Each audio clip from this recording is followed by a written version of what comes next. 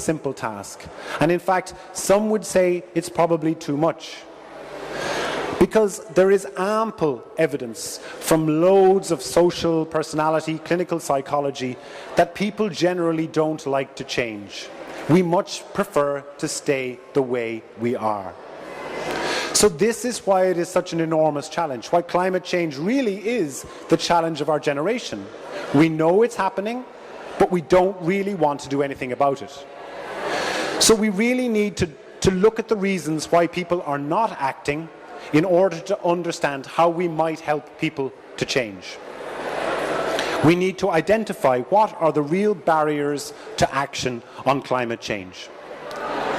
If we go through these in a sort of general way, the first and most obvious one is that there are still a substantial minority of people who believe that climate change just isn't happening and that human activity has very little to do with it. In a way, these are people that just don't buy into the story. And there is a growing, in recent polls, suggesting that that number of people are in fact growing again. The second is, I think, a lack of control. People believe that their actions are too small and they make too small a difference to really impact on the enormous of the scale. So this idea that we don't have an awful lot of control to the enormity of the story also is a huge barrier to action. We also undervalue the risks.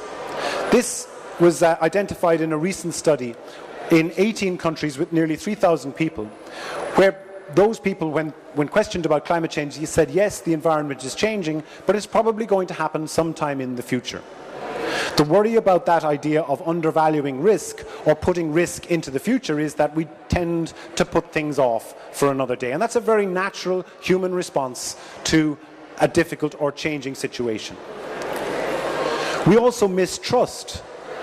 We tend not to believe our politicians. We tend not to believe scientists. So there is a general mistrust in society about the scientific messages that are being communicated. We also have huge social comparison. As long as we are being, sold SUVs and holidays to wherever around the world, well then those are the social norms, those are the way that we expect society to act. In other words, we compare ourselves to behaviours of other people. And as long as high carbon lifestyles are considered to be fashionable and attractive, well then we'll continue to follow those sort of indicators and pointers. And finally, habit. Ingrained behaviours are extremely difficult to shift. Talk to anyone who has tried to give up smoking, for example. These are the habitual behaviours that we have embedded within us. So for all of these reasons, climate change is a tricky situation to adjust to. Because it's not just a bit of kit, it's not just a bit of equipment or technology that will sort out the problem. We also need to look at it very much from our own psychological and social responses to the problem. So identifying the reasons why we're not changing, hopefully, and the psychological barriers to change, we might start to look at it in a different way. Now, I have a personal philosopher who helps me greatly in trying to come to terms with climate change.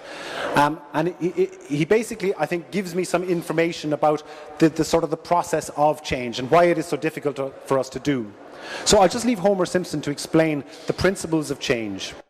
Now, a little death anxiety is normal. You can expect to go through 5 stages. The first is denial. No way, because I'm not dying. Second is anger. Why, you little... After that comes fear. What's after fear? What's after fear? Bargaining. Doc, you gotta get me out of this. I'll make it worth your while. Finally, acceptance. Well, we all gotta go sometime. In a way, the climate change story is a little bit like Homer's coming to terms with his death. First of all, we just don't buy it. Let's deny it. It doesn't happen. Let's not even let it into our consciousness. We can become angry. We can say, who are you to tell me that I need to change my life? Who are you to tell me that this is something I have to do? We can become fearful, pull the duvet over our heads and hope that it all just goes away. We can bargain. I'll put it off for another day. I'll start composting next year, or I'll do something in the future, but not today. It just doesn't suit me. But ultimately, we can't bargain with the science that climate change is telling us. We need to make the necessary adjustments if we want to sustain a habitable planet to live on. It's that important. Are we the generation that can rise to that challenge is really the question that we need to start asking ourselves. We need to move from the misery of what climate change is all about, the shock, the mourning, the disorientation, all of the sort of negative emotions that we carry around with us when it comes to dealing with change.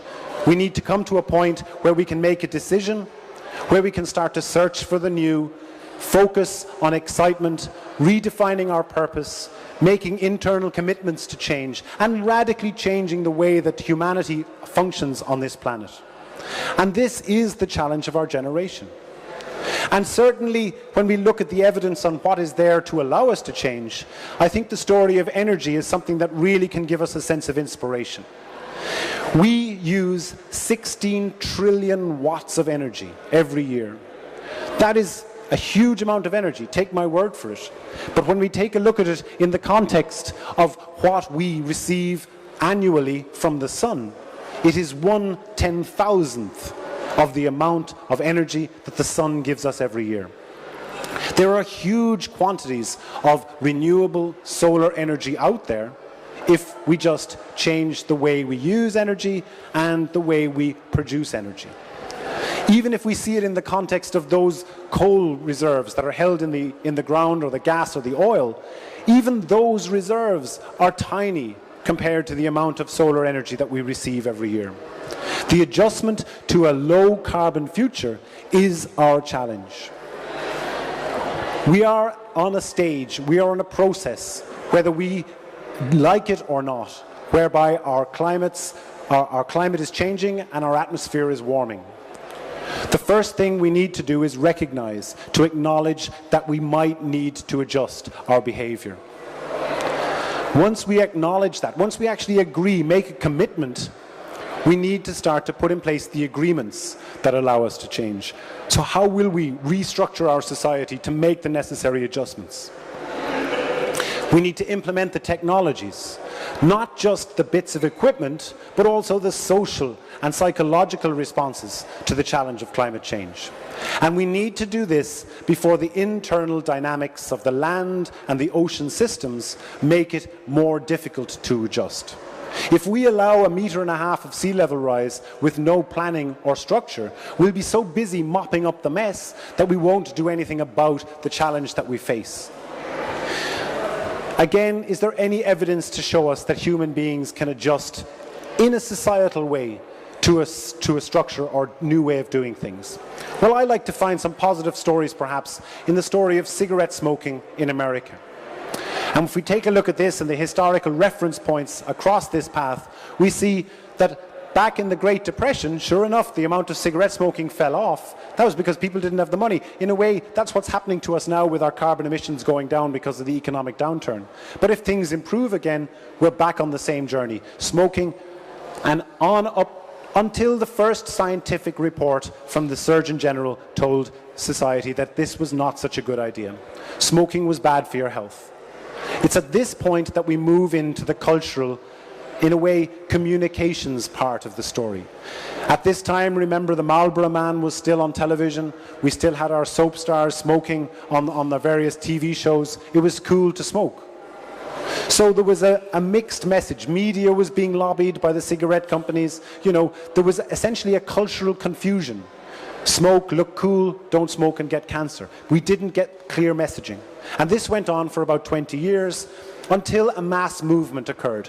A certain number of people, a critical mass of people, decided that cigarette smoking was no longer cool. It was time to stop smoking and perhaps do things in a different way. And sure enough, from about the 1980s in America, the curve started to go down. And there the laws came in, the supports for stopping smoking kicked in, and people felt they were on a combined mission to make that adjustment. Right through to this master settlement of 2005, where cigarette companies were held responsible for the poisonous products that they were selling.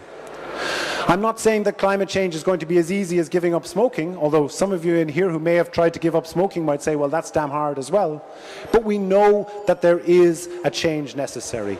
We need to make the climate for change part of very much our real life. So thank you very much for your attention, and thanks to Change and Power of One for the creation of this talk. Thank you very much.